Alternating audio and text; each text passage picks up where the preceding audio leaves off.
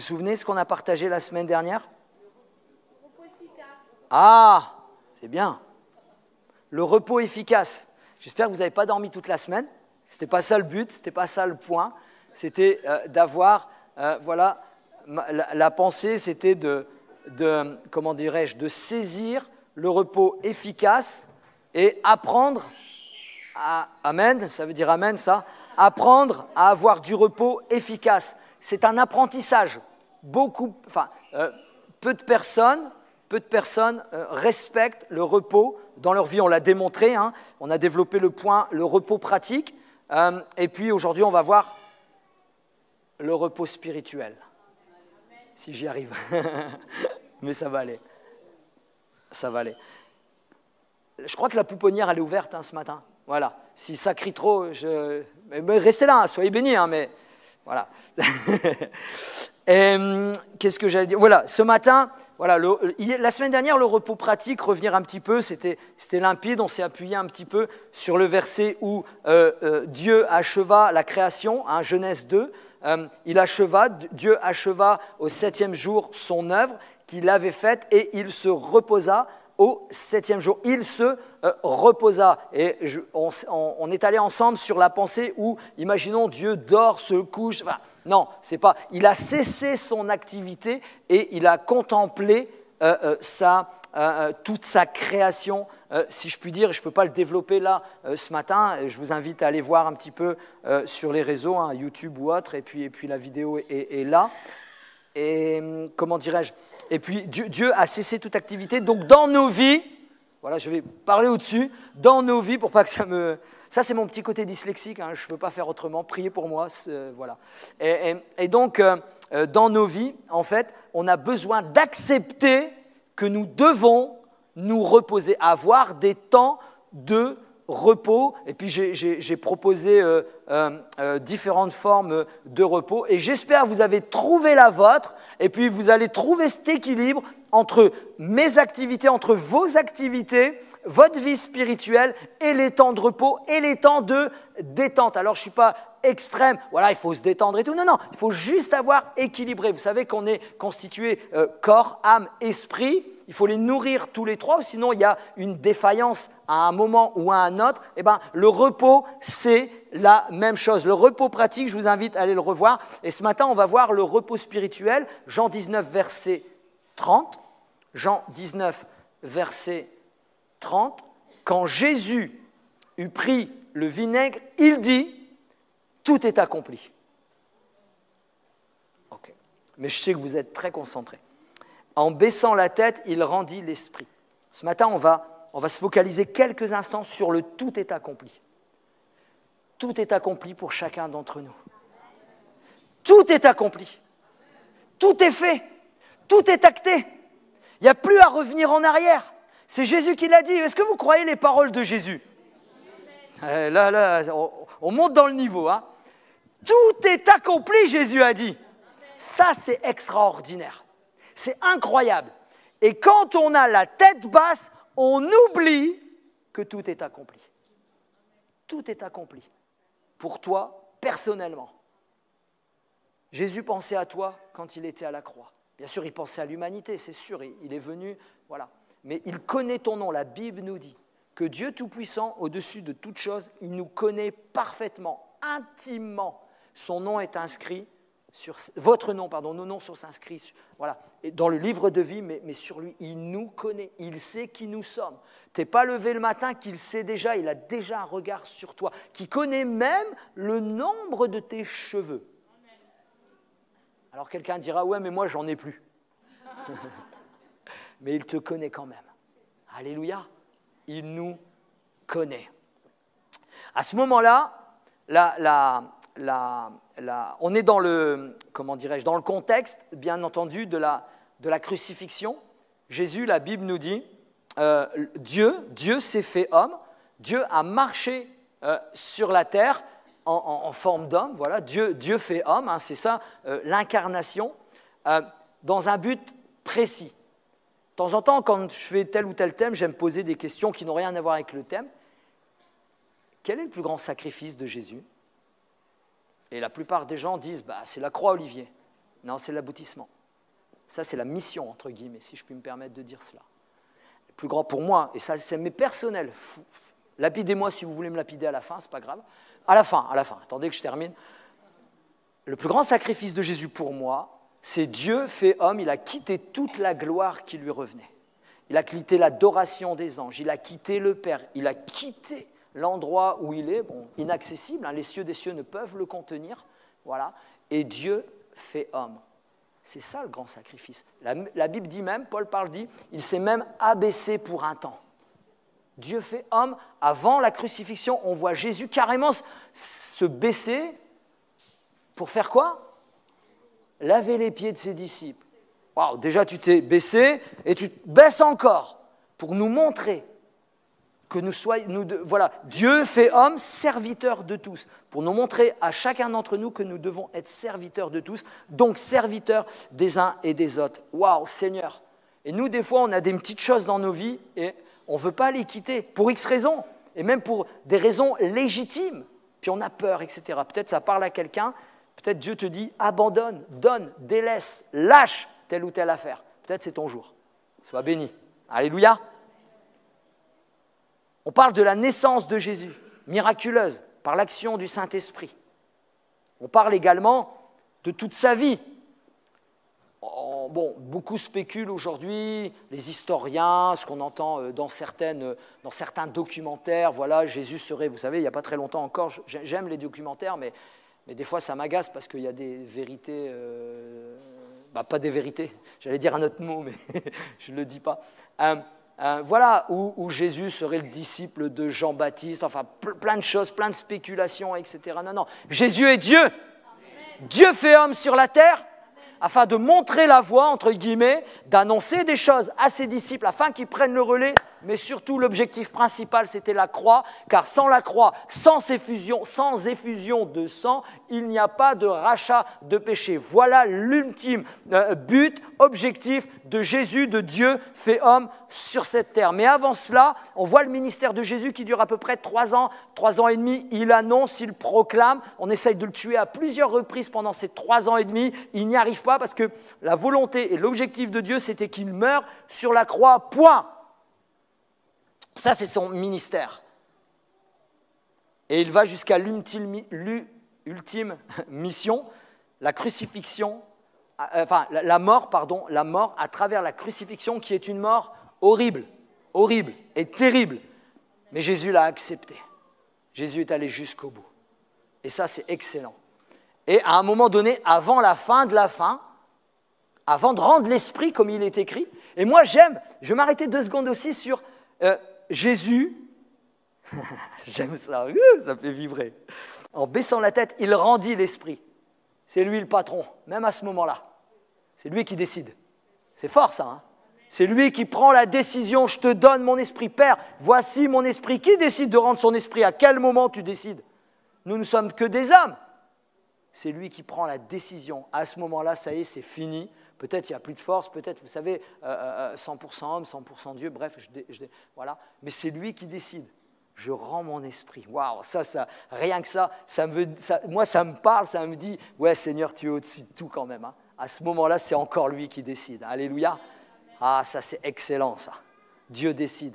C'est lui qui conduit toutes choses. Il rendit l'esprit. Mais avant de rendre l'esprit, il dit ce mot, enfin, cette phrase, je ne sais pas comment on peut appeler ça, tout est accompli. Alléluia. Tout est accompli, mes frères et sœurs. Accompli, c'est quelque chose d'achevé, qui est complètement terminé. Entre guillemets, il n'y a rien à rajouter. J'aime Jean, quand il écrit l'Apocalypse, il met à la fin que personne n'enlève et ne rajoute rien à la parole. Que personne n'enlève et ne rajoute rien à la parole. Des fois, on nous dit « Ouais, mais tu dois prêcher sur ça. Ouais, mais tu dois prêcher sur ça. Oui, mais nous sommes appelés à prêcher sur l'ensemble de la parole. » C'est ce qui nous fait avancer. Il n'y a pas que des spécificités. Dans pas longtemps, on va recevoir, j'allais dire un couple, non, 2 frères. Non, pas un couple. Mon cerveau, il arrive presque en rupture à la fin de l'année, comme ça. Dans pas longtemps, on va recevoir 2 frères en Christ qui vont faire une sorte de séminaire, voilà, un séminaire sur la guérison. C'est leur spécificité. On a discuté, on a partagé. C'est leur spécificité, on va en parler tout à l'heure. Mais nous sommes, mais des généralistes. Nous devons prêcher sur l'ensemble de la parole. Quelqu'un a dit, je prêche la parole de la première à la dernière page sans rien retirer, sans rien rajouter. Reprenant la phrase de Jean à la fin de l'Apocalypse. Car tout a été accompli. Il n'y a rien à rajouter, il n'y a rien à retrancher. Tout est accompli. Le verbe tout est accompli, accompli. Le verbe suggère l'idée d'accomplir une tâche, d'aller jusqu'au bout. Dans un contexte religieux, par exemple, c'est de remplir ses obligations religieuses jusqu'au bout. Vous savez que dans l'Ancien Testament, ou même au temps de Jésus, les prêtres, etc., dans le temple, c'était des rituels spécifiques. Souvenons-nous que quand les fils d'Aaron n'ont pas respecté l'ordonnance du feu, et puis, qu'est-ce qui leur est arrivé ? Ils sont morts foudroyés. Wow. Il y a un respect, il y a une façon de venir dans la présence de Dieu. C'était une petite parenthèse, ça. Pour moi aussi. C'est de remplir, dans la pensée religieuse, c'est de remplir ses obligations religieuses. Mais ce matin, on n'est pas dans des obligations religieuses, on est là pour donner un culte à Dieu. Toute l'œuvre de la rédemption, à ce moment-là, tout est accompli. C'est également dans toute l'œuvre de la rédemption et d'expiation était désormais accomplie. La rédemption et l'expiation de tout péché est désormais accomplie. Toute personne humaine, malgré la vie qu'elle a menée, en Jésus-Christ, l'ardoise, elle est effacée. Oh, c'est extraordinaire ça. L'ardoise est effacée pour qui que ce soit. Le mot grec, traduit ici par « tout est accompli » apparaît dans un papyrus, donc dans les papiers, dans les documents qu'on a retrouvés un petit peu partout. Il s'agit de reçus relatifs à un paiement de taxes, c'est la pensée. Il signifie entièrement payé, la dette est payée. Je vais vous dire quelque chose, on avait une dette auprès de Dieu, c'est l'accumulation de nos péchés dans nos vies. Mais Jésus arrivé, est allé au bout de la croix, il est mort sur la croix, il est mort, le sang a coulé, je vous l'ai dit tout à l'heure, sans effusion de sang, il n'y a pas de pardon de péché, c'est comme ça. Je ne peux pas prendre le temps et je vais aller très vite parce qu'on va aller au point principal, le repos spirituel. Mais sans Jésus, il n'y a pas de repos spirituel. Donc forcément, on développe sur Jésus, sur qui est Jésus. Et peut-être ce matin, ça peut parler à quelqu'un qui n'a pas encore donné sa vie au Christ, qui est là, qui est dans l'église, peut-être à travers tes parents, peut-être à travers une famille, peut-être tu es venu nous visiter comme ça, par curiosité, peut-être quelqu'un est même presque obligé de venir, ou peut-être quelqu'un ici s'est éloigné de Jésus. N'oublie jamais, Jésus a tout accompli à la croix pour toi ce matin, afin que tu découvres l'amour de Dieu, afin que tu réalises que Jésus t'aime énormément, incroyable, quel que soit ce que tu aies fait, mais il faut ployer le genou et dire « Seigneur, viens dans mon cœur et dans ma vie ». Et l'Église dit un grand Amen, et c'est ça ce matin. C'est ça la croix ce matin. Jésus a tout accompli parfaitement. Si tu avais une dette, elle a été effacée, elle a été payée. Ésaïe dit du péché qu'à travers l'accomplissement de la croix, qu'il a pris la dette, non seulement il l'a effacée, mais il l'a jetée, et qu'il n'a plus un regard sur cette dette qui a été payée par Jésus-Christ à la croix. Mais nous qui sommes purement humains, purement à l'écoute de notre corps et de notre chair, des fois on est tellement fatigués que nous flagellons nous-mêmes et nous nous rappelons nous-mêmes de là où nous sommes tombés. Le Seigneur n'y pense même plus. Tout est accompli, mes frères et sœurs. Marchez victorieux ce matin. Je prie, je demande, je vous communique, marchez victorieux, non pas faire n'importe quoi. Paul en parle clairement, allez lire, et je ne peux pas partir non plus, allez lire l'épître aux Romains écrit par l'apôtre Paul, et vous allez voir, il y a tout un équilibre sur le sujet, mais ce matin, je veux que tu repartes avec dans ton cœur que tout pour toi a été accompli à la croix. Dis-le à ton voisin, il n'a pas l'air convaincu, il me regarde bizarre. Tournez-vous les uns vers les autres, tu dis mon frère, ma sœur, mon ami, mon fils, ma fille, mon chéri, ma chérie, tout est accompli pour toi. Dites-le vous, regardez-moi pas, tout est accompli pour toi. Tout est accompli pour toi. Tout est accompli, alléluia. Jésus a accompli parfaitement la loi. Il a accompli toutes les Écritures, toutes dans son ensemble. C'est par Jésus qu'elles sont accomplies. toutes les prophéties de l'Ancien Testament qui le concernent sont accomplies. Alléluia! Elles sont accomplies. Toutes les promesses en Jésus sont également accomplies. Et je vais vous les citer dans un instant.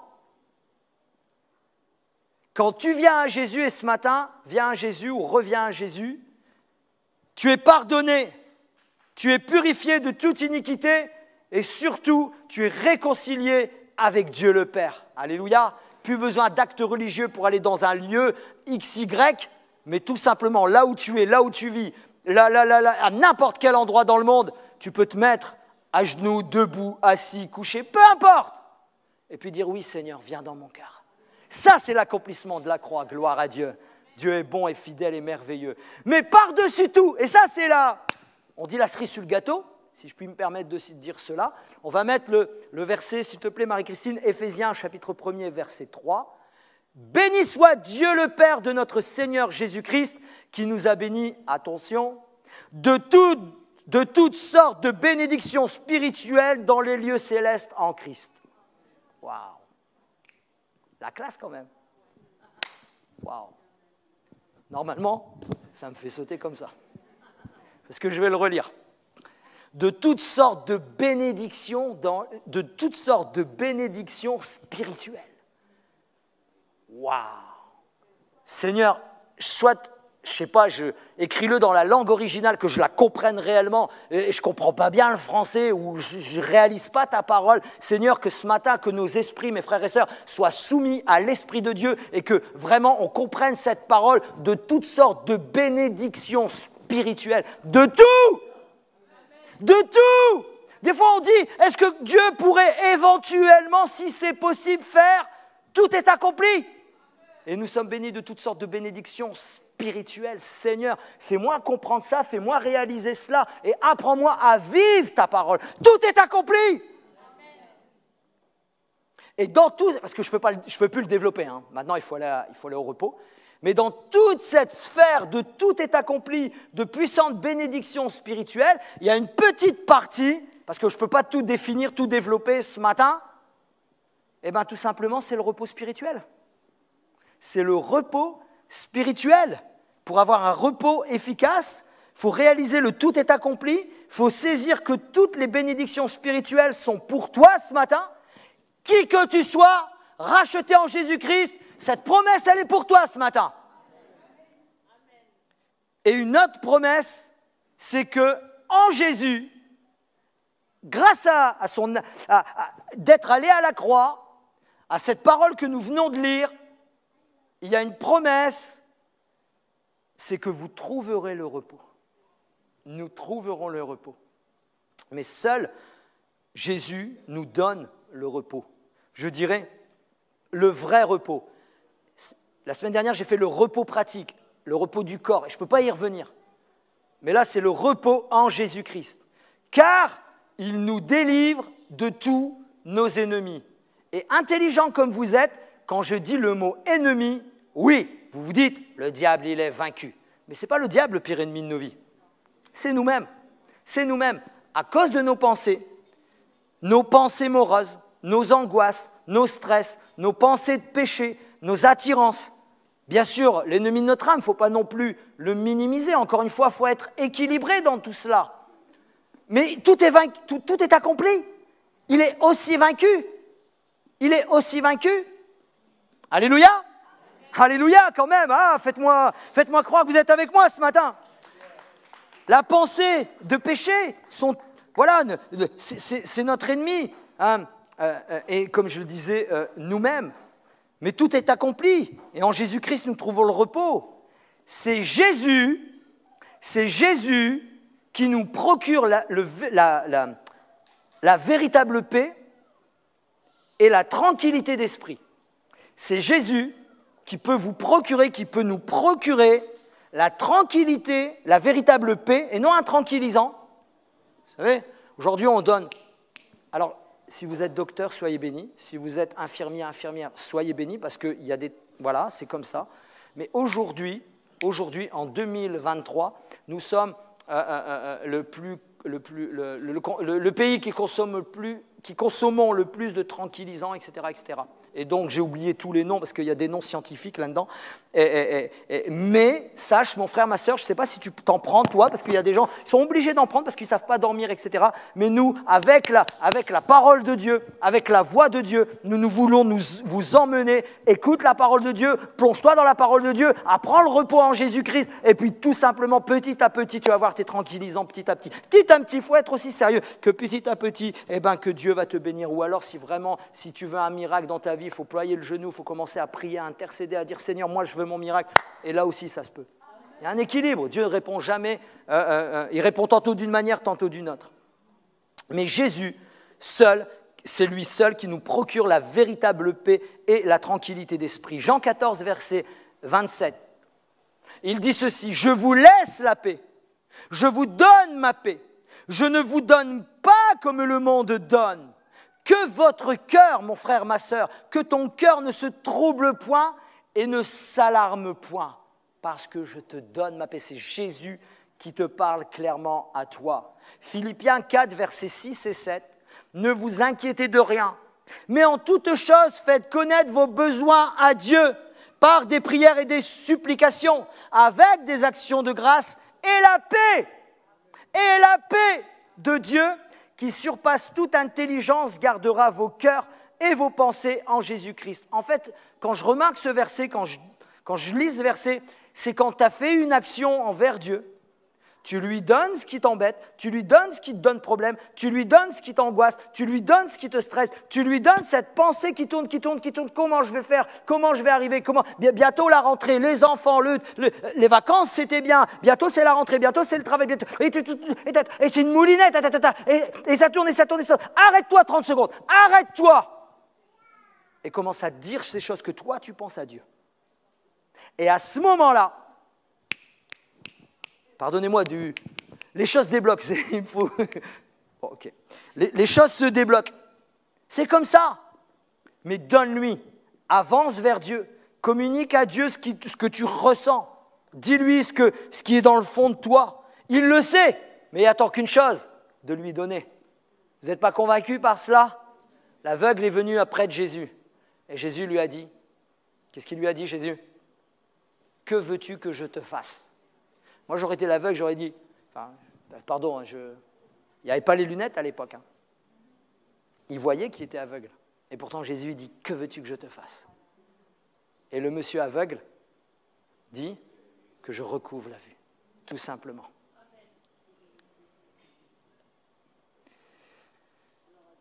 Jésus est la source de notre... Jésus est la source d'un repos véritable et efficace. Matthieu 11, versets 28 et 29, il le dit lui-même, « Venez à moi, vous tous qui êtes fatigués et chargés, je vous donnerai du repos. Prenez mon joug sur vous et recevez mes instructions. » Il y a plein de choses importantes là-dedans. « Car je suis doux et humble de cœur, et vous trouverez du repos pour qui? Pour vos âmes. » Pour vos âmes. Le repos pour ton âme, c'est tout simplement faire ce que Jésus te demande à faire. Je réitère ma question. Bref. Le repos pour nos âmes, c'est faire ce que Jésus nous demande à faire. La première chose qu'il dit, il dit « Venez à moi ». Ça, c'est la première chose qu'il dit. Et la première chose qu'on dit à plein de monde, venez à Jésus, tu joueras de l'harpe toute ta vie, et puis etc., etc. Bon. Venez à Jésus. Mais il y a quelque chose à faire. C'est prendre son joug. Et là, tous sont appelés, mais il y a peu d'élus. Vous savez ce que c'est qu'un joug? C'est dur, c'est lourd. Un joug, c'est ce qu'on met sur les animaux pour tirer la charrue. C'est un gros bazar en bois, lourd, pénible, et qui nous dirige un petit peu. Et l'animal, là, si le fermier ou la fermière dit à droite, à droite, c'est à droite. S'il dit à gauche, c'est à gauche. C'est ça un joug. C'est pénible et douloureux. Mais Jésus, il dit, si tu veux vraiment te reposer en moi, tu dois prendre le mien de joug. Pas le joug de tes angoisses, pas le joug de ce que tu traverses à tous les jours de ta vie, puis c'est pénible, et puis tu as porté ce joug pendant 10 ans, pendant 20 ans, avec tes problèmes, tes difficultés, tes angoisses, tout ça, et ton travail, et puis tes problèmes familiaux, et puis ça c'est ton joug. Et puis bien sûr tes péchés, puis etc. Non, il dit, ça tu l'enlèves, ça c'est moi qui le ôte. Il dit, tu dois venir à moi, mais tu dois prendre le mien de joug. Et Jésus rajoute, qu'est-ce qu'il rajoute? Par contre, mon joug, il est doux et léger. Mais mon frère, ma sœur, mon ami, qui que tu sois, tu dois le prendre. Tu dois le prendre. Et le joug de Jésus, le joug de Dieu, c'est de le suivre lui, de le suivre sa parole, de suivre ses commandements, d'écouter sa voix et de marcher selon sa voix. Et quelqu'un dirait, ouais, mais moi j'ai du mal à entendre la voix de Dieu. C'est que tu dois te dire en toi-même que si tu es un enfant de Dieu, Jésus a dit lui-même, mes brebis entendent et connaissent ma voix. Arrête de te mentir à toi-même. Dis-toi tout simplement, maintenant je vais plonger dans la parole de Dieu, je vais être équilibré dans la parole de Dieu, et je veux vraiment avancer selon la parole de Dieu. C'est ça le joug de Jésus. Prenez mon joug. Prendre le joug de Dieu, c'est une preuve d'humilité. C'est rien, revenez à moi, revenez tous à moi. Prendre le joug de Dieu, c'est une preuve d'humilité. C'est un geste de soumission. Voilà, on va attendre quelques secondes, soyez les bienvenus mes frères et sœurs. Le joug de l'humilité, le joug, c'est une preuve d'humilité, c'est un geste de soumission. C'est accepter qu'il nous dirige, qu'il nous oriente. C'est accepter de s'y soumettre.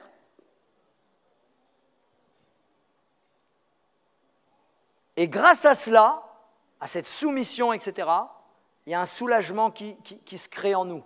Il y a une paix qui se crée en nous. D'ailleurs, quand on fait des échanges, de la relation d'aide, et qu'il y a des problèmes, des fois, pas toujours, hein, attention, il ne faut pas faire une généralité. C'est parce que quelque part dans nos vies, il y a un manque de soumission. Vous savez qu'on dit, voilà, moi je suis soumis à Dieu, c'est beau de dire ça. Mais est-ce qu'on est soumis dans toutes les sphères de nos vies? Vous voyez? On peut facilement, Dieu m'a touché quand j'étais jeune, je ne parle pas moi, je parle en général. Dieu peut-être nous a touchés quand on est venu à lui, puis il y avait quelque chose qui était là, qui était flagrant pour tout le monde qui était là, c'est ton péché, c'est ceci, c'est cela, je ne sais pas ce que c'était. Et puis là, tu l'as déposé, puis alléluia! Et Dieu veut aller plus loin. Dieu veut aller dans nos caractères. Dieu veut aller dans nos personnalités. Dieu, vous savez, quand Paul il dit, c'est plus moi qui vis, c'est Christ qui vit en moi, croyez-moi, il y a eu du chemin. Genre, nous on dit, ouais, c'est plus moi qui vis, c'est Christ qui vit en moi. Ouais. Des fois, c'est walou, hein. Rien du tout. Hein. Parce que Paul, il y a quelques vingtaines, trentaines d'années avant qu'il écrive ça, il est dit quoi dans la parole de Dieu? Quand Saul de Tarse respirait encore le meurtre et la menace. Et la plupart d'entre vous, quand vous lisez, oui, mais Paul voit la lumière et puis il se convertit. Oui, Paul s'est converti, il a accepté Jésus.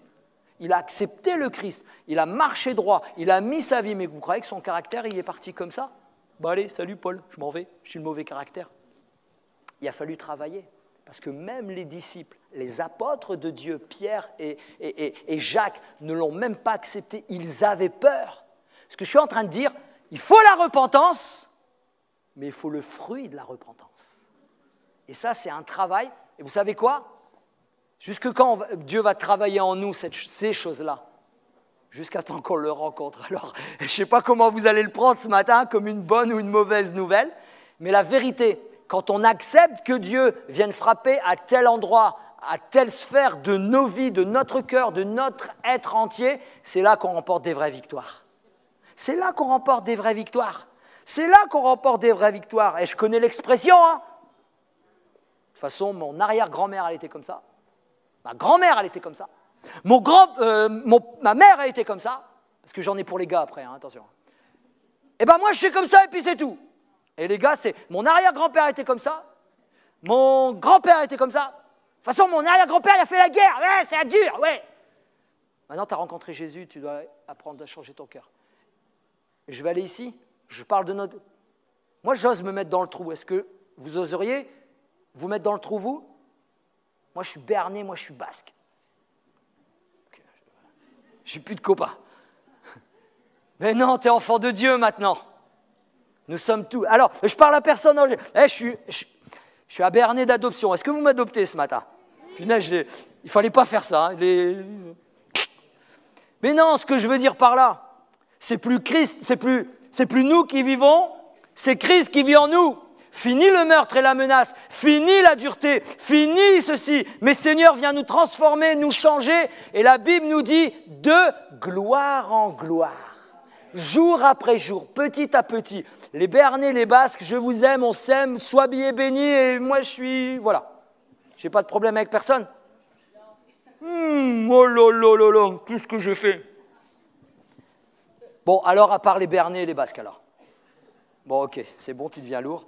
Allez, l'obéissance, je plaisantais, hein, je plaisantais. L'obéissance et la... On y revient. L'obéissance et la foi sont indissociables pour un repos efficace. L'obéissance et la foi sont indissociables pour un repos efficace. Hébreux, chapitre 3, versets 18 et 19. Et à qui jura-t-il qu'il n'entrerait pas dans son repos, sinon à ceux qui avaient désobéi? Aussi, voyons-nous qu'ils ne purent y entrer à cause de leur incrédulité. Deux choses importantes pour véritablement rentrer dans le repos, dans la paix de Dieu, la foi et l'obéissance. Pas d'obéissance sans foi et pas de foi réelle et concrète sans obéissance. C'est indissociable. Quelqu'un a écrit, c'est une dame religieuse, quelqu'un a écrit, je vais le lire, j'ai perdu ma page, ça revient. On ne peut goûter, alors c'est une dame religieuse, hein, je vais le changer après, on ne peut goûter un peu de repos qu'en étant prêt ou prête à faire la volonté de Dieu. Elle a écrit du bon Dieu, mais à faire la volonté de Dieu. Je le relis. On ne peut goûter qu'un peu de repos qu'en étant prêt ou prête à faire la volonté de Dieu. Seigneur, aide-nous à nous soumettre à ta parole, à nous rabaisser à toi, à prendre ton joug et à avancer selon ce que tu as prévu pour nos vies. Quel est l'homme, psaume 25, quel est l'homme qui craint l'Éternel? L'Éternel lui montre la voie, l'homme ou la femme, lui montre la voie qu'il doit choisir. Son âme reposera dans le bonheur et sa postérité possédera le pays. Proverbe chapitre 1er, verset 32, car la résistance des stupides les tue. La résistance des stupides les tue et la sécurité des insensés les perd. Mais celui qui m'écoute reposera avec assurance, se reposera avec assurance. Il vivra tranquille et sans craindre aucun mal. Ça, c'est une perspective que Dieu veut pour chacun d'entre nous. Quelqu'un a dit, il y a un repos qui est surnaturel, on ne peut le trouver qu'en Jésus-Christ. Il y a un repos surnaturel. Ici-bas, après il y a le repos, on parle aussi du repos éternel avec le Père, dans la présence de Dieu, avec Jésus et l'Esprit Saint. Mais ça, c'est le repos éternel. On va attendre un petit peu quand même, non? Non? Ou alors vous me faites encore la tête? Faites-moi un sourire. Alors, il est important de rétablir, de revenir et de remettre ce contact avec le Seigneur. Je vais raconter un petit témoignage en quelques mots. C'est un témoignage que j'ai entendu il y a à peu près une vingtaine d'années. Je vais aller très vite, hein, je ne vais pas raconter de détails. En plus, il y a des jeunes, des ados, etc., des enfants, des jeunes hommes, des jeunes filles. C'est malheureusement une jeune fille qui revenait peut-être de l'école ou quoi. Elle s'est fait kidnapper, bon, elle s'est fait abuser, voilà, par plusieurs par plusieurs gars, je vais très vite. Et puis, elle avait 12, 13, 14 ans, je ne sais plus trop. Et pendant des années, il était impossible pour elle de dormir plus d'1 heure ou 2 par nuit. Parce qu'elle se réveillait avec des hurlements, des cris, des choses. Et puis elle voyait les choses. Enfin bref, elle revivait ce qui lui était arrivé pendant des années. Et puis un jour, un pasteur passe par là, sa maman, elle fréquentait un peu l'église, et puis elle a réussi à l'amener, mais voilà, il s'est passé qu'elle n'arrivait même pas à être dans un endroit, etc. Elle partait, elle se réfugiait on va dire dans les ténèbres, hein, dans une pièce noire, sombre, où elle était comme en dépression, elle était usée, fatiguée, à cause de ce qui lui était arrivé, impossible de dormir, etc.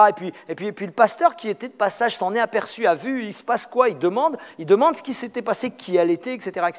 Et puis on lui expose un peu la situation, mais dans le détail, plus de détails que je viens de vous donner. Et puis il a mis l'église. Il a donné un challenge à l'église, il a dit voilà, nous on va rester une semaine ensemble, moi après je vais partir, je vous lance un défi, on va jeûner, on va prier pour cette fille-là, et puis à la fin de la semaine, la maman va essayer de la réinviter, puis on va prier pour elle. C'est notre combat cette semaine, on va intercéder, puis il commence à jeûner, commence à prier, il continue la campagne d'évangélisation en parallèle, et puis la fin de semaine arriva, la personne accepte l'invitation, elle vient, il se passe un miracle, je vais vite, hein, il se passe un miracle, il prie pour elle, et puis la soirée se termine, et le lendemain, la maman téléphone au pasteur, les pasteurs ils étaient ensemble et tout, la maman téléphone au pasteur, elle dit voilà, il y a eu un miracle, il y a eu quelque chose, et pourquoi je vous raconte ça? Parce que spécifiquement, quand Dieu l'a touchée, quand elle s'est laissée toucher par la grâce de Dieu, elle a réussi, le soir même, pas 5 ans, pas 10 ans, pas 6 mois, pas 1 semaine, pas 15 jours, le soir même. Elle dit, c'est la maman qui parle, eux ils ont été vérifier ça parce qu'ils ont été invités à manger, enfin bref, c'était sur le coude et tout. Elle dit voilà ceci, elle a dormi plus de 10 heures. Ce que je veux dire par là, ce que je suis en train de dire par là, c'est que cette fille-là n'avait jamais trouvé son repos à cause de ce qui lui était arrivé. Elle a eu comme une acceptation, oui Seigneur, je suis là, je sais c'est terrible, etc. Et viens dans mon cœur et change ma vie. Et cette jeune fille-là a été impactée surnaturellement, puissamment, elle a pu retrouver le sommeil. Si je continue l'histoire, les gars se sont fait arrêter, et si je continue l'histoire, elle a voulu plus tard, avec l'acceptation des psychologues, et ce sera bien pour elle, elle a rencontré ses bourreaux en prison. Et elle leur a dit tellement, Dieu a changé sa vie, a transformé son cœur, elle a trouvé le repos en Christ, elle leur a dit, c'est mal ce que vous m'avez fait. Mais sachez que je vous pardonne et que je prie pour vous afin que Dieu vous rencontre. Ce que je veux dire par là, mon point était celui-ci surtout, ce n'était pas dans l'effusion de l'émotion ou je ne sais pas trop quoi, c'est que Dieu peut reposer, peut donner en Dieu. Mon frère, ma soeur, qui que tu sois ce matin, en Dieu seul, tu peux trouver le repos ce matin. Je vais demander à Vanessa, si tu peux revenir seulement, Vanessa, pour gratter un petit... Puis on va prier ensemble. On va prier ensemble. Peut-être tu n'as pas le repos depuis des années. Peut-être tu es enfant de Dieu. Peut-être tu marches avec le Seigneur. Tu marches avec le Seigneur. Allez-y, montez. Tu marches avec le Seigneur. Mais tu es fatigué, et puis il y a des choses qui sont là, il y a de l'angoisse qui sont là, il y a peut-être du stress par rapport au travail, par rapport aux enfants, par rapport à la reprise, par rapport à ta vie, par rapport aux problèmes familiaux, par rapport à je ne sais quoi. Et puis la semaine dernière, j'ai réécouté un petit peu la semaine dernière, j'ai dit ceci, c'est pas parce qu'on prend des vacances que forcément on va se reposer. Le fond de notre âme, le fond de notre être entier a besoin de repos. Et le repos seul, le repos spirituel, pour un repos efficace, il te faut du repos pratique, comme j'ai développé la semaine dernière, et il faut également un repos spirituel. Mais il faut passer le pas. Ouais, c'est chouette, on a entendu, on a écouté, mais Jésus a dit ceci aux disciples, c'est un verset que j'ai lu la semaine dernière, mais je le relis. Jésus leur dit, c'est aux disciples qui parlent, « Venez à l'écart, dans un lieu désert, et reposez-vous un peu. » À un moment donné, il faut savoir entendre, mais il faut savoir mettre en pratique. Moi, je crois intimement, s'il a dit ça aux disciples, c'est qu'ils en avaient besoin. Le contexte nous dit qu'il y avait beaucoup de choses à faire. Il Il y avait beaucoup de monde qui avait des demandes, etc. et ils y répondaient. J'aime Jésus dans sa patience, dans son amour. Jésus, il y a 10 personnes, il est patient, il va jusqu'au bout. Il y a 20 personnes, 30 personnes. La Bible nous dit qu'il y avait des milliers de personnes. Il prend la patience, il est là, il est bon, etc. Et c'est extraordinaire. Mais Seigneur, si je le regarde, si je suis pragmatique et je regarde la parole et je dis, mais comment tu fais? Je sais ce que vous allez me répondre. Oui, mais c'est Jésus. Oui, mais la Bible nous dit qu'il était homme. Et Jésus a connu la fatigue.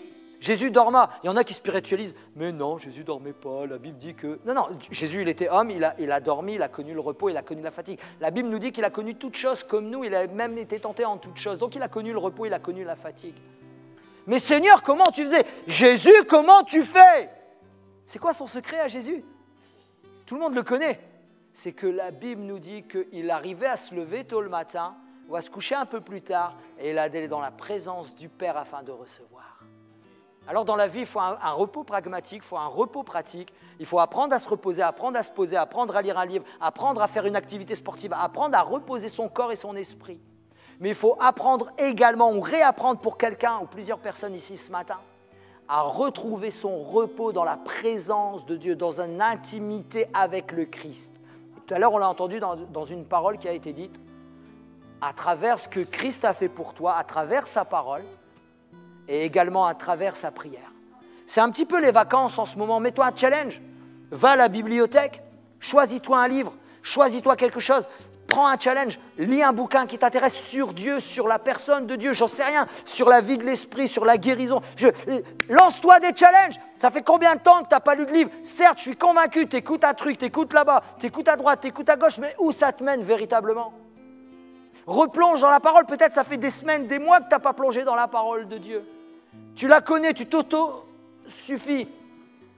Mais retourne dans la parole de Dieu, retournons dans la parole de Dieu. Sans la parole de Dieu, on ne peut pas aller. Vous êtes d'accord avec moi ce matin? Est-ce qu'on peut se lever quelques instants, mes amis, mes frères et sœurs? T'as un chant, Vanessa? Tu voulais chanter un chant? Vanessa, elle va, avec son équipe, avec tout le groupe, elle va nous chanter un chant. Et je vous invite à réfléchir pendant ce temps, à réfléchir sur vos vies, sur nos vies, à vraiment remettre, je dirais, mettre tout en lumière et dire, Seigneur, oui, c'est vrai. J'ai besoin de repos, je reconnais qu'à tel et tel endroit de ma vie, il y a une fatigue qui est là. Eh bien, Seigneur, réapprends-moi ce matin, je veux alors pas réengager avec Christ, on ne parle pas de salut là, parce que ton nom est inscrit dans le livre de vie. Peut-être toi, quelqu'un, a besoin de découvrir Dieu et a besoin que son nom n'est pas encore inscrit dans le livre de vie. Attention, là, je m'adresse à deux sortes de personnes. Peut-être tu n'es pas encore engagé avec le Seigneur, c'est ton jour ce matin. Mais quelqu'un d'autre, quand je parle de revenir ou de revenir dans la parole, c'est Dieu n'efface pas. Il n'est pas marqué, dans la parole de Dieu, il n'est pas marqué, si tu ne lis pas la parole, ton nom est effacé. Hein. Mais il est dit, Dieu dit, viens à moi, reviens à moi, viens dans ma présence, viens dans mon intimité, je vais te donner du repos pour ton cœur et pour ton âme. Je vais te parler, je vais te bénir, je vais te faire du bien, je vais te réorienter dans la bonne voie. David, Père, pardonne-moi et remets-moi sur la voie de l'éternité. Remets-moi s'il y a une erreur, s'il y a quelque chose. Fais-moi le connaître. Montre-le-moi. Là où j'ai dérapé, là où je suis mal, là où je suis endurci. Là où je suis endurci, Seigneur. Remets-moi sur la voie de l'éternité ce matin. Voilà, je voudrais qu'on reste tourné vers Dieu, qu'on se recueille, voilà, quelques instants, qu'on puisse faire un temps de recueillement. Bien sûr, de penser à nous-mêmes, de dire, voilà, Seigneur, aide-moi à revenir, aide-moi à mettre des temps en place dans ma vie personnelle, des temps avec toi, des temps de reconstruction, des temps intimes, des temps de prière, des temps de louange, des temps où je vais redécouvrir ta parole, des temps où, Seigneur, je vais te laisser me parler, etc. Et ça je t'invite à le faire. Et voilà, là, je m'adresse à des gens engagés, convertis. Mais vraiment, ça me titille sur le cœur depuis tout à l'heure. Voilà, on a encore 2-3 minutes peut-être.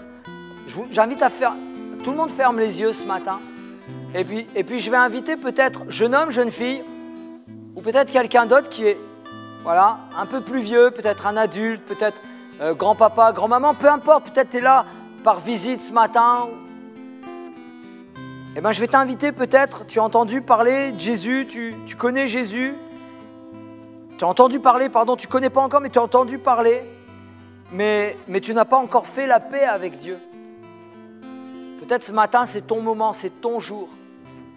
Peut-être ce matin, tu sens dans ton cœur, oui, peut-être j'aimerais bien donner ma vie au Seigneur, j'aimerais bien laisser la chance à Dieu dans ma vie. Peut-être il peut faire la différence. Moi, je te le dis ce matin, nous te le disons en tant qu'Église.